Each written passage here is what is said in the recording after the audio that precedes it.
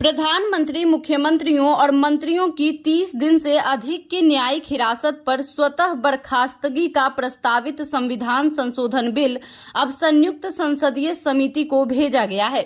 इस समिति को शीतकालीन सत्र के पहले दिन अपनी रिपोर्ट पेश करनी होगी, जिसके बाद संसद में इस पर बहस और पारित करने की प्रक्रिया शुरू होगी।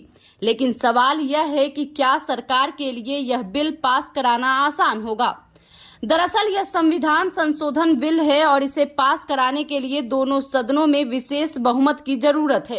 संविधान के अनुच्छेद 368 के अनुसार इसके लिए सदन की कुल सदस्य संख्या का आधे से ज्यादा यानी पूर्ण बहुमत और साथ ही उपस्थित व मतदान करने वाले सांसदों के 2/3 समर्थन की अनिवार्यता है।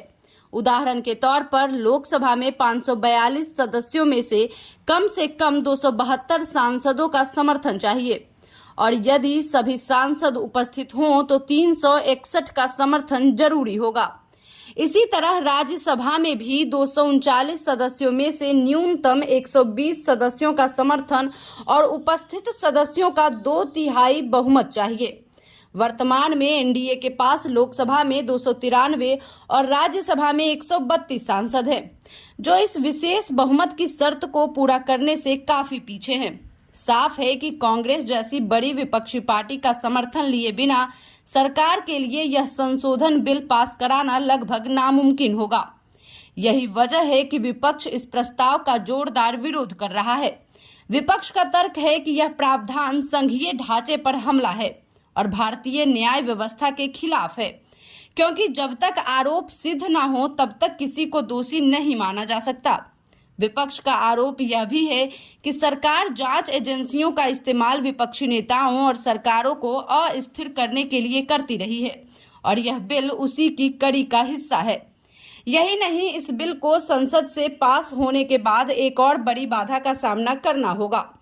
चूंकि यह प्रावधान राज्यों को भी प्रभावित करता है, इसलिए इसे लागू करने के लिए आधे से ज्यादा राज्यों की विधानसभाओं से अनुमोदन आवश्यक होगा। हालांकि अधिकतर राज्यों में एनडीए या उसके सहयोगियों की सरकार है, इसलिए इस स्तर पर सरकार को बड़ी परेशानी नहीं दिखती। लेकिन असली चुनौती संसद में है। बिना व्यापक राजनीतिक सहमति और विपक्ष का समर्थन लिए सरकार इस बिल को आगे नहीं बढ़ा सकती। माना जा रहा है कि सरकार का मकसद इस बिल के जरिए विपक्ष को भ्रष्टाचार के मुद्दे पर घेरना है। अगर विपक्ष समर्थन से इनकार करता है तो सरकार यह संदेश देने की कोशिश करेगी कि विपक्ष भ्रष्टाचार पर कार्रवाई के खिलाफ है और राजनीति में नैतिकता नहीं चाहता। अब निगाहें इस पर टिकी हैं कि विपक्ष इस संयुक्त संसदीय समिति में शामिल होकर संशोधन के सुझाव देता है या पूरी तरह बाहर रहता है। किसी भी स्थिति में यह साफ है कि यह बिल केवल कानूनी नहीं बल्कि राजनीतिक टकराव का बड़ा मुद्दा बनकर सामने आने वाला है।